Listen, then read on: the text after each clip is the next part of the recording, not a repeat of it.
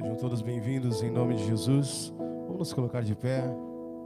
Vamos louvar ao nosso Deus.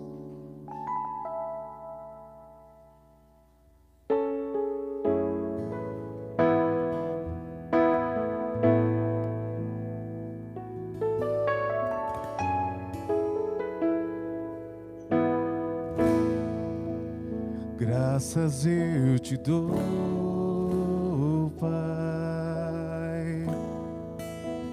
pelo preço que pago, sacrifício de amor que me comprou, ungido do Senhor, pelos cravos em tuas mãos. Ó meu Senhor, lavou minha mente e coração, me deu perdão, restaurou minha comunhão. Digno é o Senhor, sobre o trono está, soberano Criador, vou sempre te adorar. Elevo minhas mãos ao Cristo que venceu, Cordeiro de Deus morreu por mim,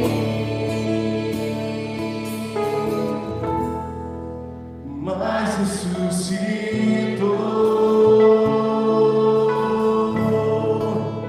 Digno é o Senhor, pelos cravos em tuas mãos. Graças eu te dou, ó meu Senhor, lavou minha mente e coração, me deu perdão, restaurou minha comunhão.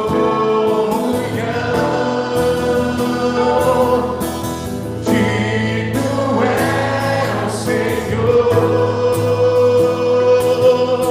sobre o trono está, soberano Criador, vou sempre te adorar. Elevo minhas mãos ao Cristo que venceu, Cordeiro de Deus morreu por mim, mas ressuscitou.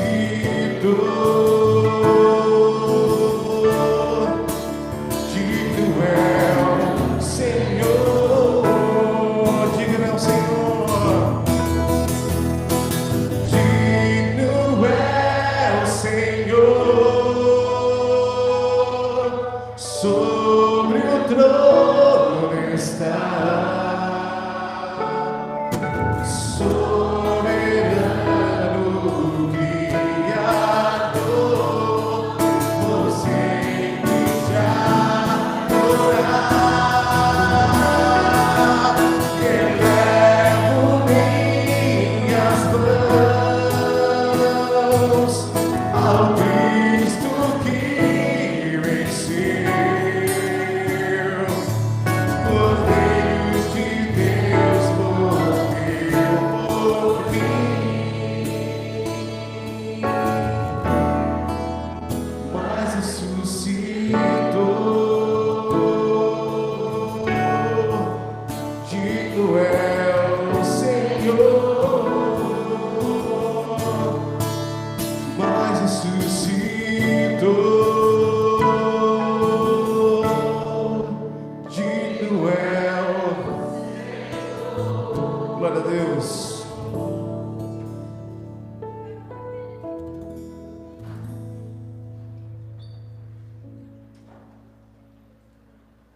Bom dia, amados. Podem se sentar. Sejam bem-vindos em nome de Jesus. Deus continue abençoando a todos que também nos assistem. Que a bênção do Senhor chegue à sua casa, em nome de Jesus. Abra sua Bíblia em Isaías 59, 1 e 2. Livro de Isaías, capítulo 59.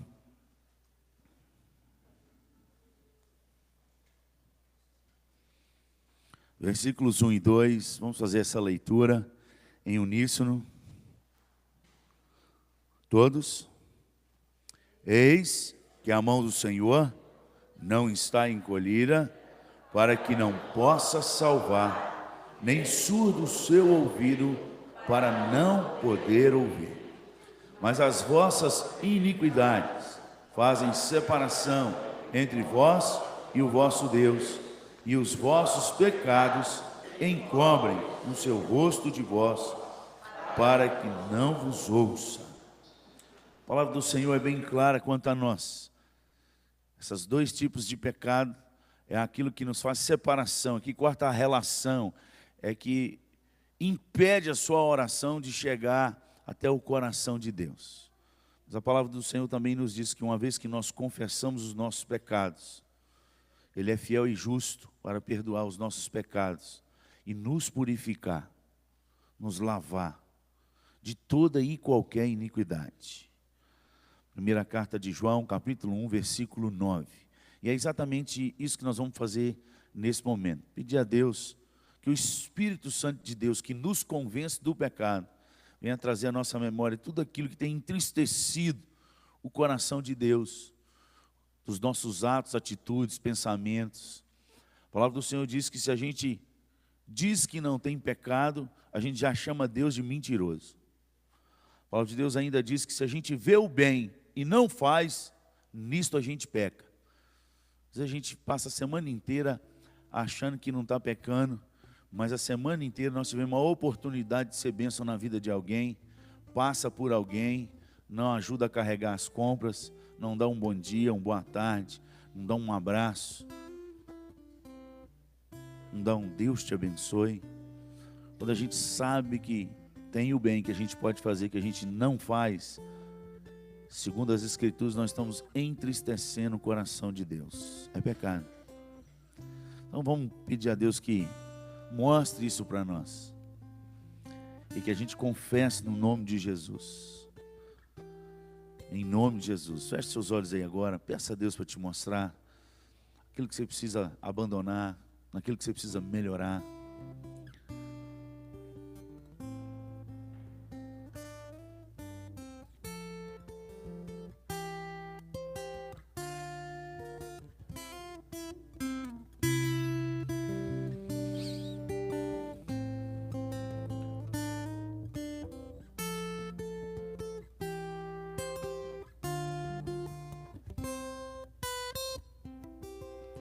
Pai, clamamos o Senhor nessa manhã, que o Teu Santo Espírito venha sobre as nossas vidas, nos convencendo de cada pecado,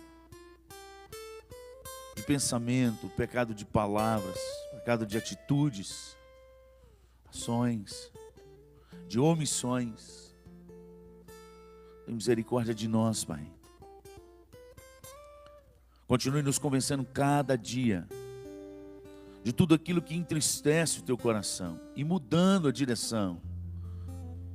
Continue sondando o nosso coração e vendo cada caminho mau.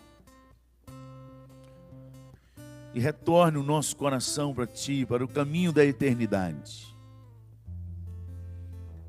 Em nome de Jesus. Que a cada dia que passa possamos ser pessoas melhores. Pessoas que andam na Tua presença. Que possam trazer paz àqueles que ouvem, luz nas trevas, amor onde há guerra, paz. Que possamos ser instrumentos, como a Tua palavra diz, que nós seríamos embaixadores do Teu reino. E onde passarmos como povo do Senhor, possamos ser e apresentar o reino do Senhor. Para isso, ó Pai, em nome de Jesus suplicamos, venha e perdoa cada um dos nossos pecados, nos convença de cada um deles, constrange o nosso coração a mudar de direção, a pedir perdão, a liberar perdão, a andar a segunda milha. Nos ensina a dar a outra face, e assim o teu reino chega no meio de nós e através de nós. No nome de Jesus que nós confessamos, no nome de Jesus que nós suplicamos a Ti. Amém. Nós temos alguns avisos. O Círculo Esther da SAF terá reunião no próximo sábado às 15 horas. Círculo Esther da SAF, né? Próximo sábado às 15 horas. E na próxima quarta-feira, nós teremos uma programação especial do Homens de Valor. Nós temos a gente tem ajudado a Casa de Recuperação de Dependentes Químicos, né, a REVUC, e eles têm um professor de teatro lá agora, e eles têm preparado uma peça para fazer apresentações, e o primeiro lugar que eles vão apresentar essa peça vai ser aqui na nossa igreja. Eles estão preparando para quarta-feira que vem, o pastor Deraldo da casa, ele vai trazer uma palavra que fala sobre entre a dependência química e o suicídio. Tem acontecido muito caso de suicídio nessa faixa etária dos jovens e adolescentes, relacionados com droga, e ele vem trazer uma palavra para nós na quarta-feira. Vai ser uma palavra específica para homens, então divulguem. A gente vai passar aqui nos grupos de WhatsApp da igreja, nas mídias, então divulguem para que outras pessoas possam vir também. A gente está pedindo 1 quilo de alimento para quem vier. Quem não puder trazer, também é bem-vindo, tá? Pode vir da mesma forma. Mas quem puder trazer 1 quilo de alimento, traga 1 quilo de alimento para a gente ajudar essa casa de recuperação, que tem passado bastante dificuldade lá, tá? Então, o tema é Entre a Dependência Química e o Suicídio, com o pastor Deraldo, e a peça de teatro, ela chama Em Marcas. É uma outra imagem que nós trazemos aí. Então, aqueles irmãos que puderem vir, são bem-vindos, divulguem bastante para que esse tema possa ser mais bem aplicado na nossa sociedade e nós estejamos mais preparados também para lidar com essas pessoas que têm essa dependência química, né? Que a gente possa ajudar eles também. Vamos abrir as nossas Bíblias novamente, no livro de Isaías também, Isaías 63.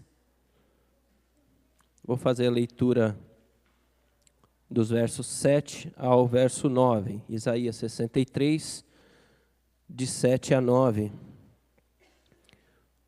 Uma oração, a gente vai falar um pedacinho dessa oração de Isaías, reconhecendo a benignidade do nosso Deus na nossa vida. Diz assim a palavra de Deus: celebrarei as benignidades do Senhor e os seus atos gloriosos, segundo tudo o que o Senhor nos concedeu e segundo a grande bondade para com a casa de Israel. Bondade que usou para com eles, segundo as suas misericórdias e segundo a multidão das suas benignidades. Porque ele dizia, certamente eles são meu povo, filhos que não mentirão, e se lhes tornou o seu Salvador. Em toda a angústia deles foi ele angustiado, e o anjo da sua presença o salvou. Pelo seu amor e pela sua compaixão, ele os remiu.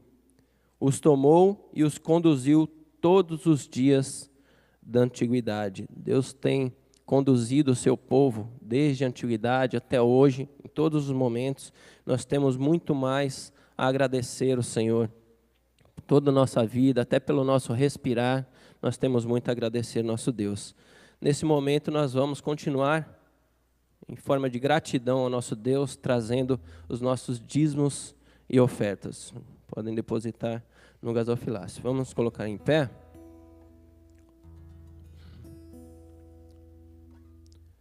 Mais um aviso aqui. Antes do nosso louvor, a SAF pede para avisar, a reunião do Círculo do Círculo Sara, será no sábado, dia 15, aqui na igreja, às 15 horas. Okay? Então, Círculo Sara, dia 15, às 15 horas. Vamos louvar o nosso Deus. Vamos nos colocar de pé, vamos louvar o nosso Deus.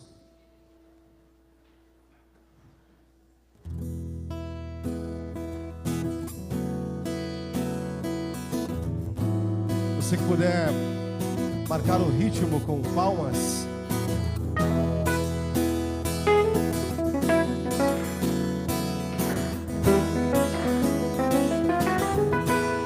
Louvemos ao nosso Deus. Cantarei teu amor pra sempre. Cantarei teu amor pra sempre. Cantarei teu amor pra sempre.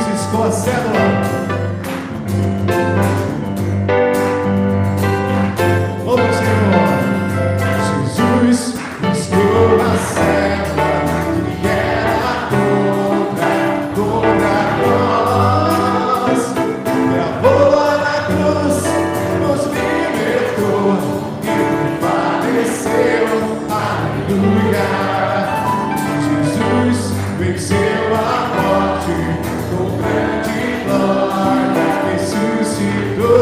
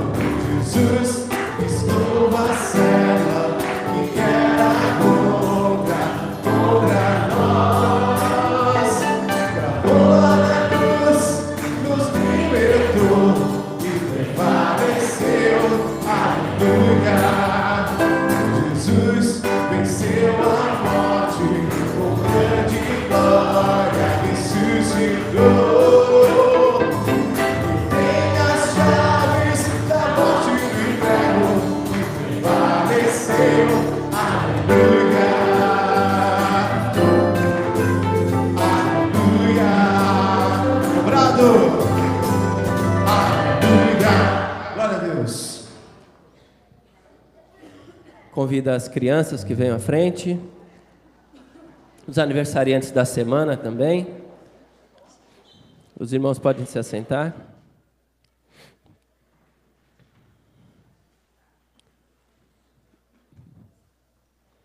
Pastor Vumar.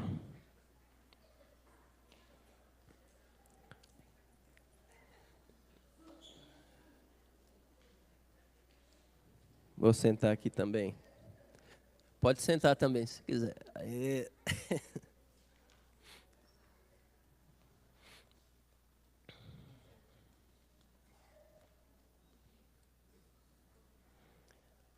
Vamos orar.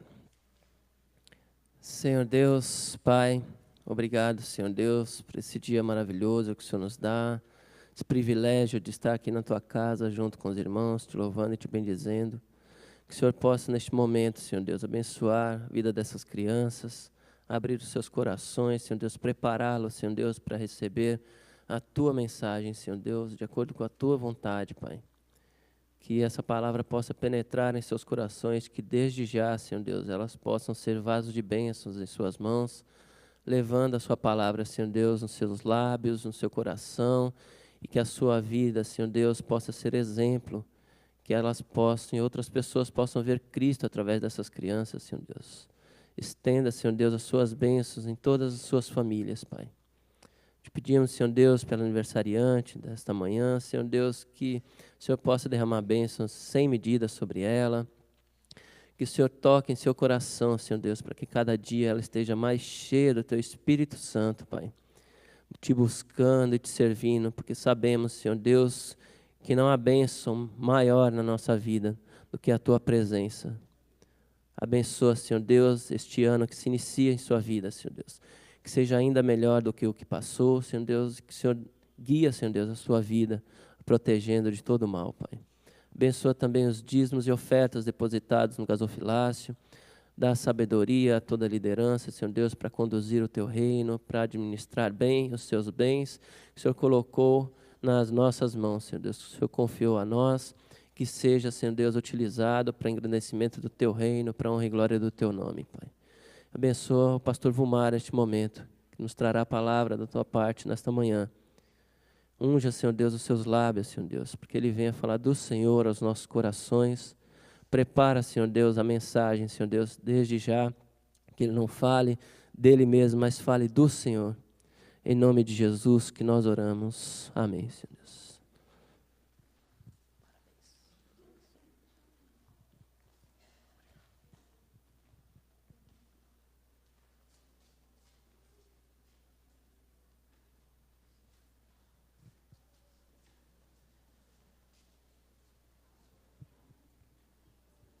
Bom dia, amados irmãos. Convido-os a abrir a palavra do nosso Deus nesta manhã, no Evangelho de João, capítulo 8.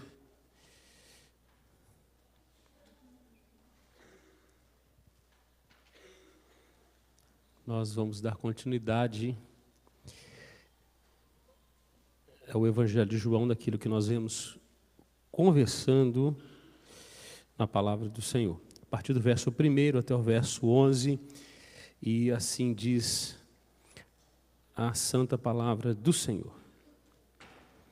Jesus, entretanto, foi para o Monte das Oliveiras. De madrugada, voltou novamente para o templo, e todo o povo ia ter com ele, e assentado os ensinava. Os escribas e fariseus trouxeram à sua presença uma mulher surpreendida em adultério. E fazendo-a ficar de pé no meio de todos, disseram a Jesus: Mestre, esta mulher foi apanhada em flagrante adultério. E na lei nos mandou Moisés que tais mulheres sejam apedrejadas. Tu, pois, que dizes? Isso diziam eles tentando, para terem de que o acusar. Mas Jesus, inclinando-se, escrevia na terra com o dedo. Como insistissem na pergunta, Jesus se levantou e lhes disse: aquele que dentre vós estiver sem pecado, seja o primeiro que lhe atire pedra. E, tornando a inclinar-se, continuou a escrever no chão. Mas, ouvindo eles esta resposta, e acusados pela própria consciência, foram se retirando um por um, a começar pelos mais velhos até aos últimos, ficando só Jesus e a mulher no meio onde estava. Erguendo-se Jesus e não vendo a ninguém mais além da mulher, perguntou-lhe: mulher, onde estão aqueles teus acusadores? Ninguém te condenou? Respondeu ela: ninguém, Senhor. Então lhe disse Jesus: nem eu tampouco te condeno. Vai e não peques mais. Vamos orar mais uma vez? Pai de amor, nós te louvamos por esta santa palavra, pelo registro fiel que João fez daquilo que ele viu e ouviu, do ministério tão profícuo de seu Filho, ó Deus, sobre a face da terra, sobre este episódio com esta mulher, com aqueles líderes, de onde o Senhor Jesus nos ensinou, nos ensina, nos desafia, ó Deus, muito nesta manhã. Que Teu Espírito Santo nos conduza àquilo que viemos aqui buscar. Que a Tua palavra santa fala ao nosso coração. Por isso, Deus, limpa o nosso coração, perdoa os nossos pecados. Ó Deus, que a nossa mente, o nosso coração possa estar atento à Tua voz nesta manhã. Pedimos isso no nome de Jesus. Amém. Depois da grande festa que Jesus, aproveitando-se de um tempo muito oportuno, esteve presente, chegando já do meio para o final, sendo Jesus a grande surpresa ali na festa. Na verdade, todos aguardavam no início, Jesus chegou no final da festa, surpreendendo a todos, e ali ele chama a atenção para si, dizendo: olha, quem tem sede, venha a mim e beba. E ali há um confronto com os líderes, e o texto termina do capítulo 7, diz que depois daquele momento ali, Jesus estava em Jerusalém, depois daquele momento, cada um foi para a sua casa. E Jesus, como de costume, nós vamos ver em todos os evangelhos isso, Jesus praticamente ele se acampa no Monte das Oliveiras. O Monte das Oliveiras é um monte de frente com Jerusalém, né? Há um pequeno vale, embaixo está o Getsêmani e de frente está Jerusalém. Em torno de uns 1000 metros é a distância que Jesus fica da cidade. Dali ele sobe e desce ministerialmente falando. Então, a partir do capítulo 7, Jesus praticamente gasta a maior parte do seu tempo agora em Jerusalém, onde ele vai agora despertar o seu ministério. O único milagre que Jesus havia feito em Jerusalém foi a cura daquele paralítico ali junto ao poço. Na verdade, há muito enfrentamento agora. Enfrentamento. Jesus está enfrentando a obstinação dos corações, homens que estão andando e estão atrás de uma presa fácil, líderes em pecado, a nação corrompida, e o Senhor Jesus está denunciando o pecado da nação. Então, a partir dali, o Senhor Jesus dá início praticamente ao ministério rabínico de ensino, de boas novas ao povo, e dentro de Jerusalém, agora aproveitando essa porta que abriu, porque na festa Jesus chamou a atenção, a cidade se moveu em torno daquele que diz que quem tem sede tem que ir a ele para beber. ele passa agora a visitar mais a cidade para ensinar. Então, ele utiliza-se aí de uma estrutura que já existia ali. Versículo 1, se você acompanhar, diz que ele, estando do monte, versículo 2, diz que ele vai ao templo. Na verdade, não é o templo como é este aqui. O ensino acontece por lá de fora. Há o pátio dos gentios, o pátio das autoridades judaicas, sacerdotes, e o pátio das mulheres. Na verdade, elas nem permaneciam ali, era apenas um lugar de trânsito delas, que quando vinham trazer alguma oferta, algum sacrifício, aí durante o ano. E é interessante que o menino que na infância subiu a Jerusalém e visitou o templo para aprender, agora é o mestre que ensina. E diz o texto, no versículo 2, que todo o povo ia ter com ele, se amontoando à sua volta, e diz que assentado ele ensinava. Deu para você entender que o capítulo 7 foi um chamariz de Jesus para a atenção do povo, e que agora as pessoas querem ouvir Jesus? Aquele que entrou no tempo mais oportuno, e ele abriu a cortina de Jerusalém para que agora ele pudesse estar no palco principal, e a atenção e os olhos estivessem todos nele. Desta forma, ficaria também complicado para as autoridades judaicas separarem Jesus e já puni-lo com morte. Teriam que engoli-lo e ouvi-lo por muitos dias. É o que se passa a acontecer agora nos textos seguintes. E numa dessas aulas que Jesus está lhe dando, ele é interrompida com a chegada de alguns líderes religiosos da época, os escribas aqui, que eram os fiéis intérpretes da lei mosaica, eram os conhecedores do texto bíblico, eram os mestres do ensino, e os fariseus, que foi uma seita que surgiu após o exílio babilônico, e que, além de observação da lei, se acrescentaram muitos costumes, uma cultura de ritos no meio do povo, inclusive como lavar as mãos. Então, eles eram bem observadores, bem legalistas, preocupados com isso, como uma forma de expressar a piedade. E Jesus muitas vezes confrontou os fariseus, porque eles praticamente fermentavam o povo, criavam uma cultura onde eles estavam, com seus costumes.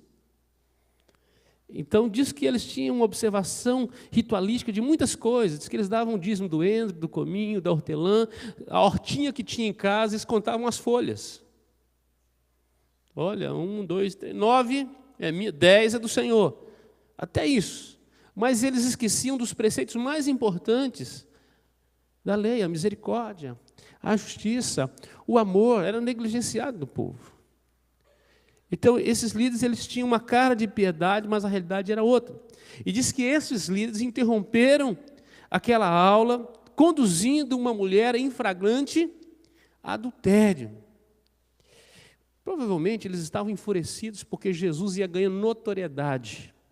Os mestres do ensino que deveriam ser procurados para as orientações, para a direção do povo, agora, de repente, chega um rabino que não tem formação rabínica, que não passou pelas escolas, que não veio de uma família nobre, que, na verdade, de uma linhagem de carpinteiro, entra na cidade e, com autoridade, desperta a multidão. Chama a atenção para si. Então, eles estão frustrados com a incapacidade que eles tinham de apanhar Jesus, porque havia um aglomerado de gente, ficou complicado. As coisas, quando acontecem debaixo da luz, é diferente daquelas que acontecem nas sombras, nas trevas, quando as pessoas não podem perceber. Eu vinha conversando com a minha esposa no carro, agora ficou tão difícil de uma punição na rua, porque toda hora tem alguém filmando. Qualquer coisa que acontece, se torna público. Assim também era, o Senhor Jesus colocou as câmeras de vigilância todas em cima dele, o povo, que estava faminto, e diz que esses homens querem embaraçar Jesus, trazem uma mulher pega em adultério. E eles utilizam-se de um texto do Antigo Testamento, que está lá em Deuteronômio. Vou pedir quem está aí, quem é a voz escondida, por favor, coloca no capítulo 22, verso 23 e 24. Deuteronômio, você pode abrir também aí, capítulo 22, verso 23 e 24. Vamos ler juntos? Vamos lá? Se houver moça virgem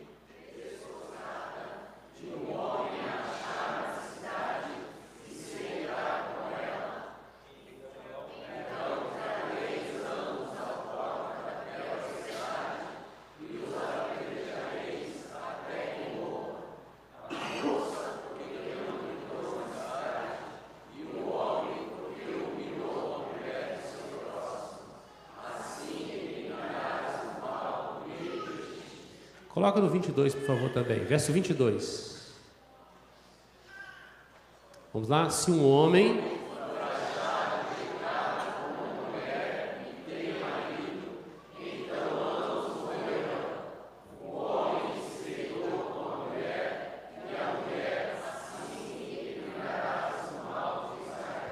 Bom, a punição era para os dois. A punição era para o homem e para a mulher que fosse pego em adultério. Se era para cumprir a lei, nós não podemos ser seletistas na lei.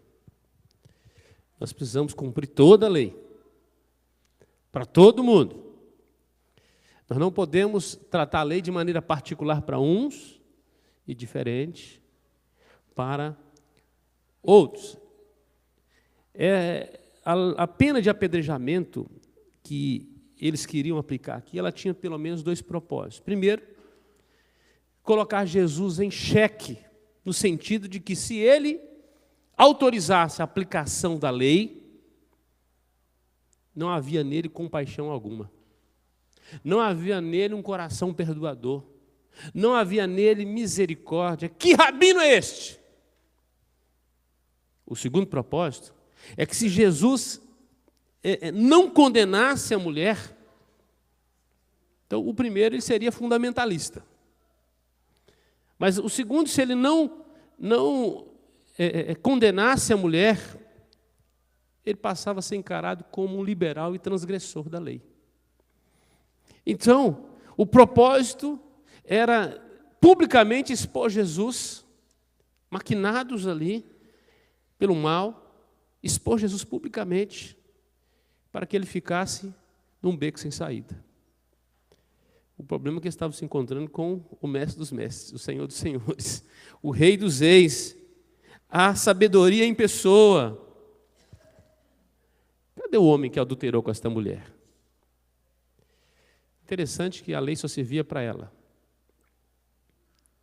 Amados, uma lição nós aprendemos aqui. Temos a tendência de sermos parcialistas na aplicação da lei. Aplicamos a misericórdia em nós e a justiça no outro. Paulo, escrevendo aos Coríntios, o texto da ceia do Senhor, capítulo 11, ele diz que se julgássemos a nós mesmos, não seríamos julgados. O ato de julgamento é conosco. No outro nós aplicamos a misericórdia. Em nós nos aplicamos a justiça, a baliza, a trena. Nós equilibramos a nossa vida com a lei de Deus e aplicamos a misericórdia no outro, a tolerância no outro. Ser benigno, misericordioso e compassivo para com o outro. Se os líderes aqui estivessem realmente preocupados com a guarda da lei, eles teriam trazido também um homem. E possivelmente era um deles. Na verdade, os líderes procuravam um pretexto para acusar, um álibi para armar uma cilada para o Senhor Jesus. Diz o texto, versículo 6, você pode ir acompanhando no texto aí. E diziam isto, eles tentando para terem que acusar, mas Jesus, inclinando-se, escrevia no chão. Não sabemos o que Jesus estava escrevendo, mas eu fiquei pensando nos 7 pecados capitais. O Senhor Jesus escrevendo ali. Cobiça, sabe? Foi dando nome para os pecados. Escreveu vários títulos. Até então ninguém estava entendendo, mas havia ali um outdoor, algo escrito, o Senhor Jesus escrevendo. Em letras garrafais, e a multidão está vendo. Os líderes estão vendo. De maneira que era capaz de revelar qualquer coração, qualquer prática, tudo aquilo que os homens estavam encobrindo, Jesus estava descortinando ali. Se é para exercer julgamento, então precisa fazer direito. Olha o versículo 7. Como insistissem na pergunta, Jesus ainda estava escrevendo no chão.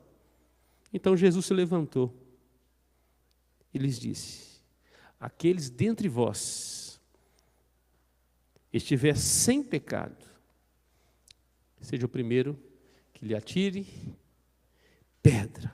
Então Jesus devolveu aos acusadores a acusação. O Senhor Jesus é o atormentador dos atormentadores. A Bíblia diz que quando aqueles demônios se manifestaram na vida do gadareno, e eles viram a presença de Jesus, a questão deles é por que vem nos atormentar tão cedo.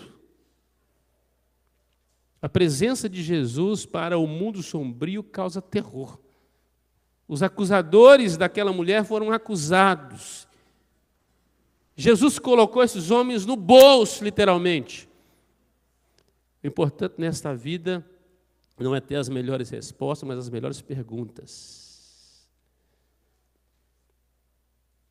As melhores colocações. Chegar na hora exata. Ele acessou a ficha policial de cada um deles. E agora aquilo que ele escrevia no chão tinha sentido.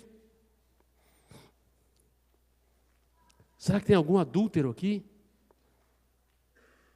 Será que tem alguém que mentiu? Será que tem algum glutão aqui? Aquele que não tiver nenhum desses pecados, ele deve ter cercado todos eles ali com o escrito no chão. Pode jogar pedra. Você não pode ter nem um pecado. Deus expôs aqueles homens, o Senhor Jesus expôs aqueles homens às suas próprias consciências. Amados, nós temos facilidade de julgar externamente. Mas o nosso Deus é o Deus que tudo vê, que sonda, que conhece os corações e a mente, as práticas, conhece o que Natanael fazia debaixo de uma árvore, o que ninguém viu, ele viu. Diz o texto que quando ele confrontou Natanael, eu te vi debaixo da figueira. O homem ficou sem chão. Mas ele conhece não apenas o que ele fez, ele conhece quem ele é. Ele conhece cada pensamento nosso. Quem não tiver pecado, que atire a primeira pedra. Quem nunca pecou tem o direito de julgar. E neste caso, só havia um ali. O rabino que estava diante deles. Só Jesus podia julgar. Só ele podia usar ali o martelo condenatório. Olha o versículo 8. Diz que tornando a inclinar-se, continuou a escrever no chão. Eu estou imaginando que continuou dando mais nomes. Lembrou de mais alguma coisa? A lista era longa. Talvez nesta lista encontre algo que eu e você estão precisando hoje, no nome de Jesus, apagar daquele chão. Sabe, daquela lista. algo que nos condena. A nossa consciência, e o Espírito Santo nesta manhã quer trabalhar a sua consciência. Aquela oração que está no Salmo 139, vê, Senhor, se há em mim algum caminho mau e guia-me pelo caminho eterno. Amados, iniquidade é aquilo que a gente acostumou com ela. É a prática que nós já justificamos, mas é uma prática pecaminosa. É aquilo que nós estamos fazendo e fazendo e fazendo, e já se tornou cultura. Tem gente que fala tanto palavrão que ele não consegue conversar sem palavrão. Ficou normal. Ele se tornou iníquo. O que é o iníquo? É o que pratica iniquidade e não percebe mais, porque ele está cego, ele tem que fazer a oração do Salmo 139, do Deus que conhece, que vê, que sabe da sua substância, quando não existia nada. Nós vamos aculturando com os pecados. A gente vai acostumando com eles, e a gente já passa a não ver mais aquilo como pecado. Amados, quando nós temos um painel todo poluído, sujo, cheio de manchas, a gente não consegue discernir as coisas ali. Mas quando o painel é totalmente alvo, branco, limpo, um pingo, é sujeira.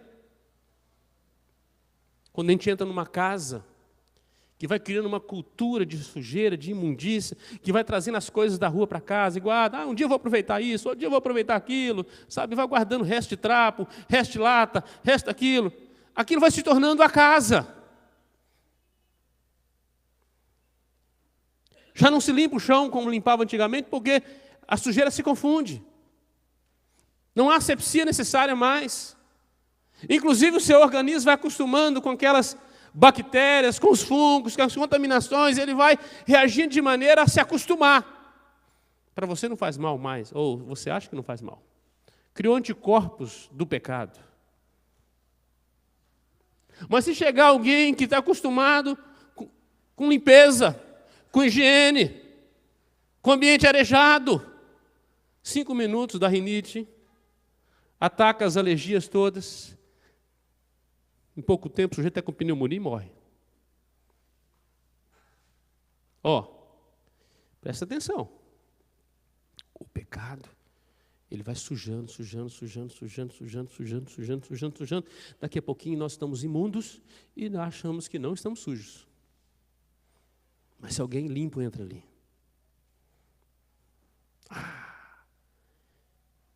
Quando nós também santificamos a nossa vida, quando nós vamos vencendo os nossos pecados, nos tornando cada vez mais crentes, cada vez mais santos, cada vez mais limpos diante do Senhor. Quando nós entramos num ambiente sujo, nós não suportamos mais. O palavrão incomoda. A prática errada nos incomoda. O pensamento liberal nos incomoda. O pensamento fundamentalista nos incomoda. A falta de misericórdia nos incomoda. Porque nós estamos tornando parecido com Jesus. Amém? Aí as coisas passam a nos incomodar.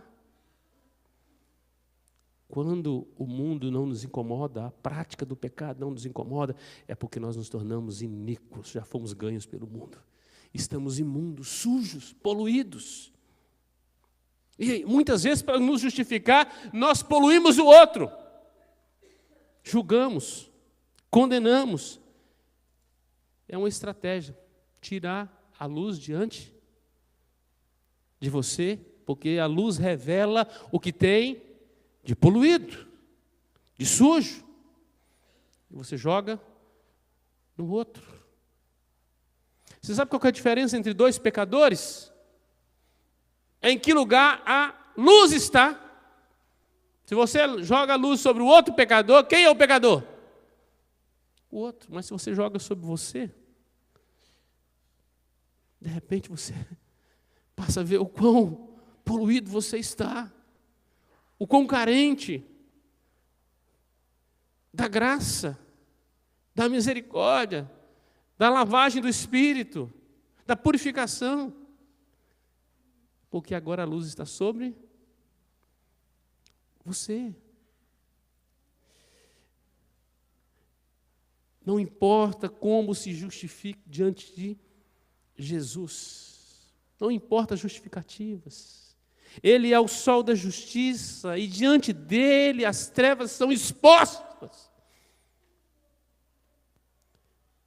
Quem foi para aquele dia interromper a boa aula daquele rabino naquela manhã, querendo condenar alguém, voltou para casa debaixo do sol da justiça, tendo que pedir perdão para o filho, pedir perdão para a esposa, ter que pagar as contas, ter que limpar a boca, ter que limpar o coração. Porque aquele monte de pedras não ficou em cima daquela mulher, louvado seja Deus. Ficou em cima de alguém, foi de quem levou ela ali. Voltaram condenados. O nosso tema nesta manhã é confrontando pecados, aliviando pecadores. Mas muitos desses homens que saíram condenados podem ter saído limpos também, como aquela mulher. Do lado dela ficou um monte de pedra, não sobre ela. Não sobre ela. O Senhor Jesus podia pegar cada pedra daquela e treinar, tira a distância nela, porque ela era pecadora.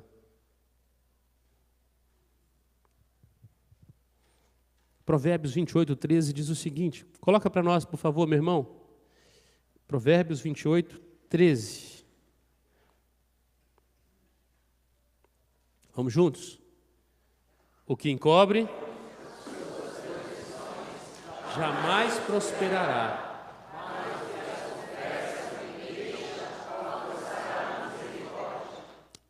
Nossa vida muda como a gente sai daqui hoje, meus irmãos. Como é que nós vamos sair daqui hoje? O que encobre as suas transgressões jamais, nunca, nunca, nunca, nunca vai prosperar. Mas o que confessa, que abandona, alcança misericórdia.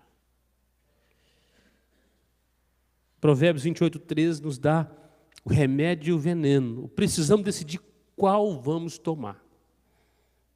Isso vai mudar a nossa história. Verso 9. Jesus muda o foco para a graça.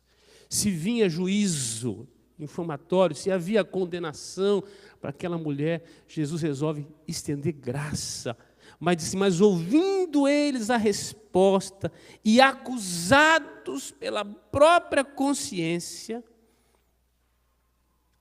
foram retirando-se um por um.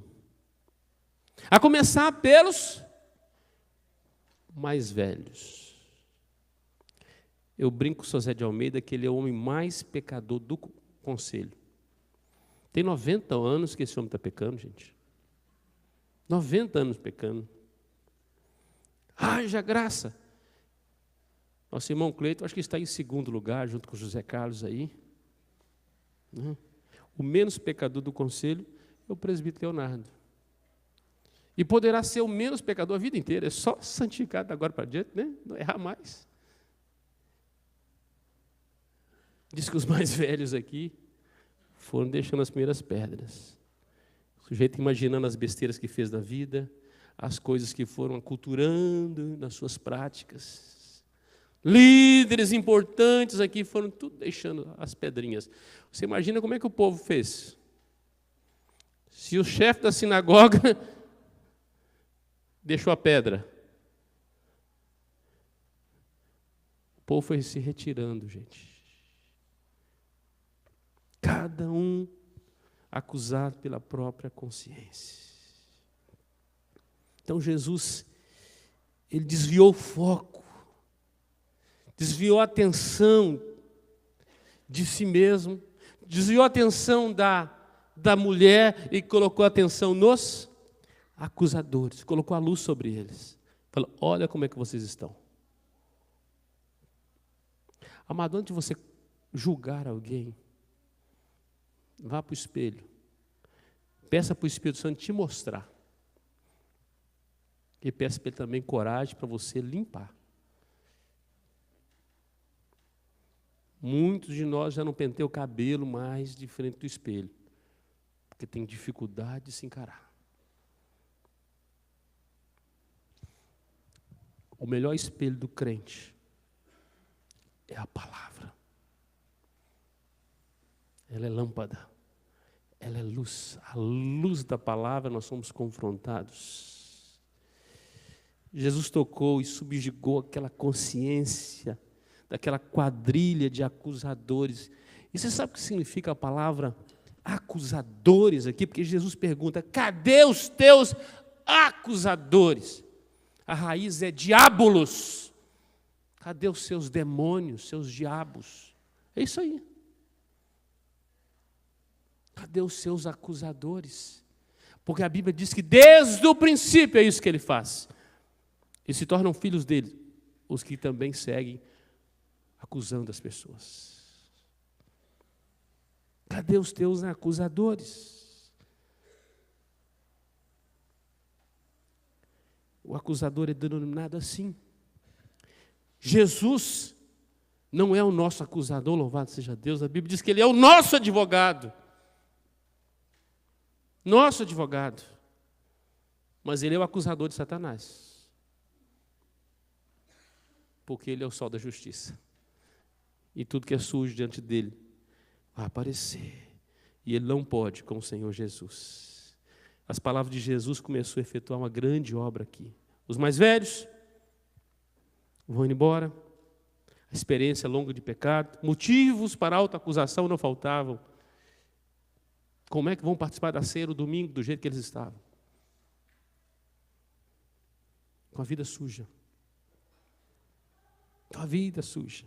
Verso 10, erguendo Jesus e não vendo a ninguém mais além da mulher, perguntou-lhe: mulher, onde estão os seus demônios?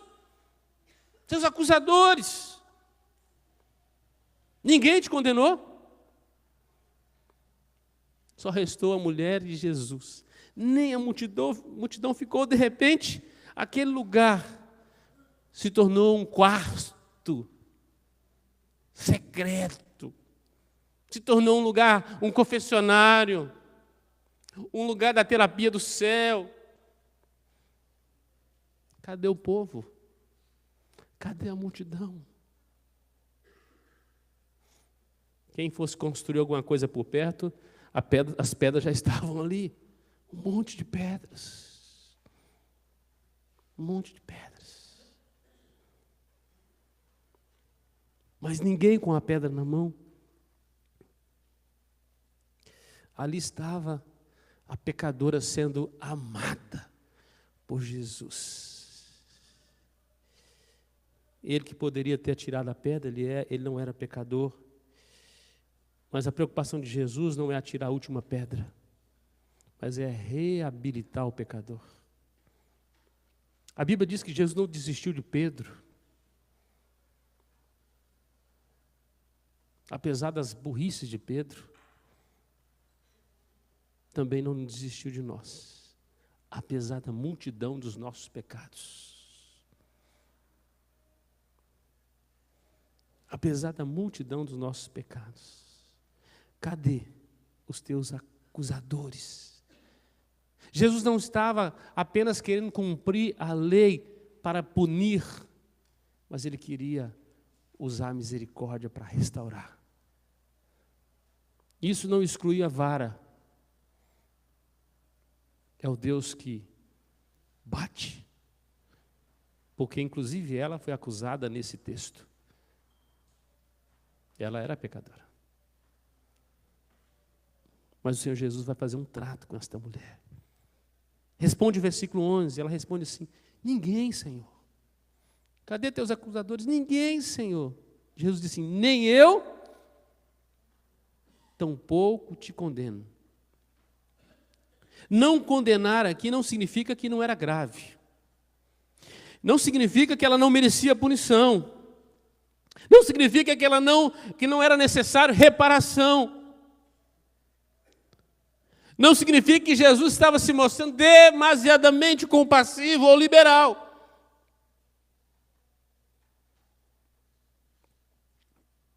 Porque há uma ordem.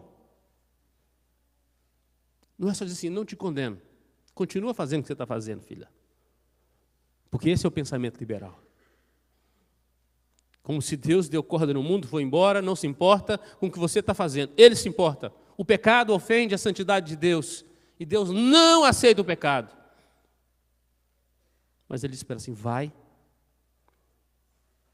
e seja uma mulher diferente agora. Não peques mais.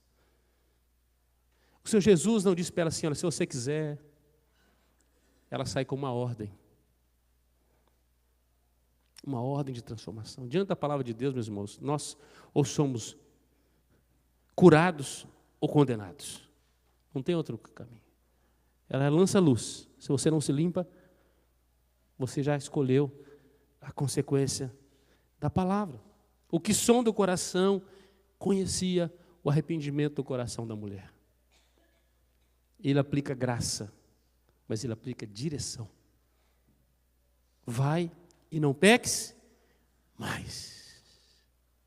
Advertência para o futuro dela. Quer ter um futuro brilhante? O que encobre as suas transgressões não prospera, filha. Mas se você confessar, se você abandonar, se você tornar-se uma mulher santa, um homem santo, você vai alcançar a misericórdia de Deus. Você vai poder fazer oração, dizendo, Senhora, certamente a misericórdia do Senhor me alcançará. A misericórdia alcança coração quebrantado, compungido e contrito, arrependido, que quer se limpar, que quer tornar-se santo, que não aceita a vida de pecado. Fundamentalismo e liberalismo não cabem no céu. Eu quero concluir com algumas aplicações. Primeiro, ninguém está acima da lei de Deus. Ninguém. Ninguém. Excesso punitivo, fundamentalismo, senso de condenação, falta de misericórdia, desagrada a Deus. Querer ficar procurando pecador em todo lugar, radar, colocar a luz só no outro.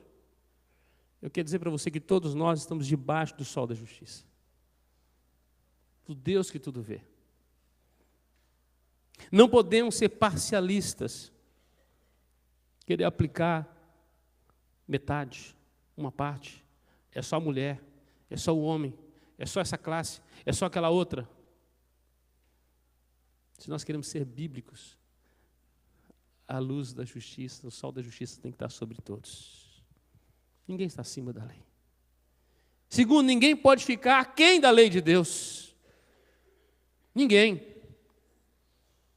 Não se engane achando que Deus aceita os liberais. Ele os odeia assim como odeia os fundamentalistas. Do mesmo jeito. Seja os parcialistas, ou seja aqueles que acham que o mundo é paz e amor e tudo bem. A Bíblia diz que Ele veio trazer espada, justiça. Ele não aceita. Os que ficam escorados numa falsa sensação da misericórdia de Deus e não procuram se limpar, justificando suas práticas, Deus não aceita. Ele é o Deus que conhece, que sabe, que vê cada atitude. E como reto juiz vai julgar. Vai julgar. Terceiro, se aproprie nesta manhã da graça e da misericórdia de Deus. Nós chegamos diante de Jesus acusado pelos homens. Chegamos diante de Jesus acusados pelo diabo, nosso acusador. Chegamos diante de Jesus acusados pela nossa própria consciência. Vê, Senhor, se há em mim algum caminho mau. Guia-me pelo caminho eterno. Então Ele vai ter que tirar você de rota, de colisão com Deus. Quem está no pecado vai se colidir com Jesus um dia, mas não como advogado, como reto juiz. Tem que sair de rota de colisão com Ele. Sabe por quê? Somos uma pedrinha tão pequena e veio um universo ao nosso encontro. Impossível resistir à sua ação. Mas se nós arrependemos dos nossos pecados, a Bíblia diz que nós saímos perdoados, restaurados, ordenados para ter uma vida diferente. Lá em João 1,9 diz: se confessarmos os nossos pecados, é condicional.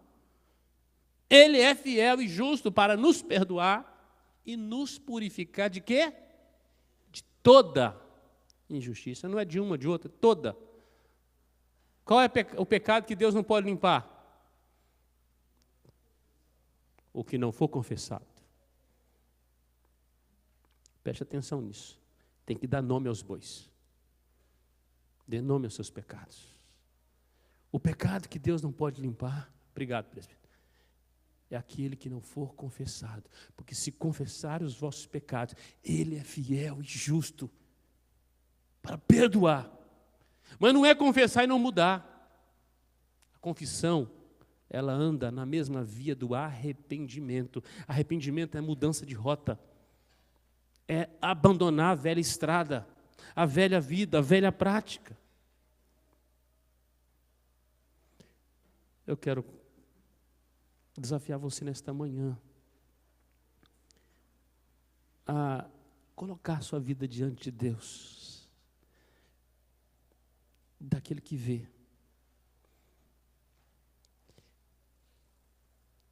E nesta manhã, Ele quer te perguntar: cadê teus acusadores, minha filha?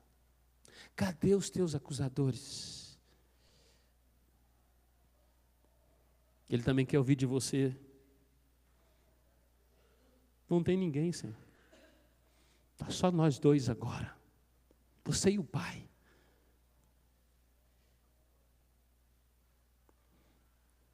Ele também quer dizer para você: eu também não vou te condenar.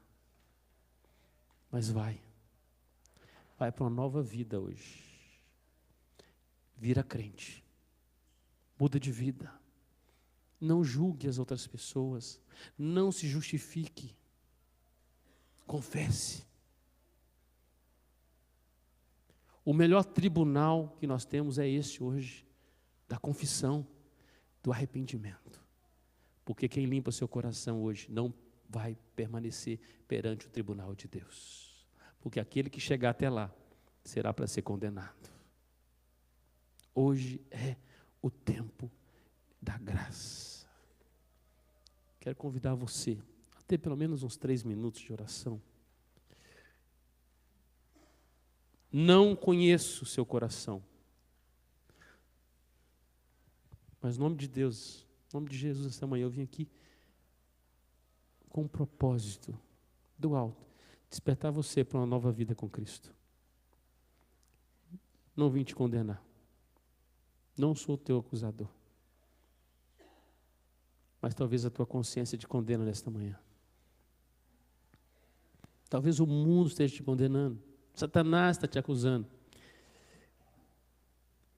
Não deixe Jesus te acusar. Confesse. Baixe sua fronte. Vamos ter esse tempo de oração,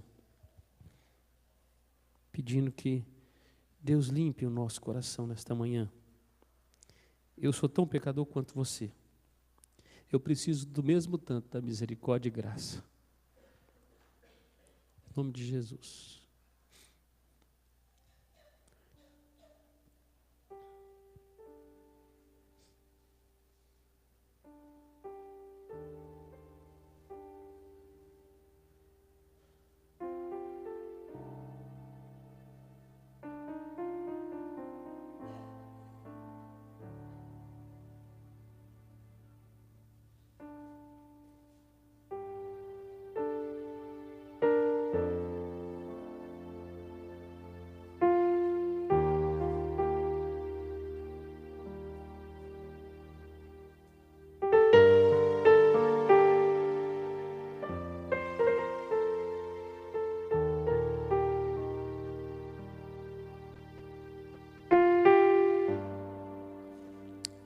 Senhor, pela tua graça e tua misericórdia, tua compaixão para conosco. Obrigado por tua palavra e pelo teu Espírito. A palavra que nos desafia e pelo teu Espírito que nos convence do pecado, da justiça e do juízo. Não nos deixe voltar para casa condenados, ó Deus, nem pela nossa consciência, nem pelo homem, muito menos pelo nosso acusador. Restaura a nossa comunhão com o Senhor, limpa o nosso coração, nossa mente, purifica-nos. Traz paz ao nosso coração, ó Deus, no nome de Jesus. É o que nós oramos. Amém. Nosso coral vai nos conduzir em 2 hinos neste momento.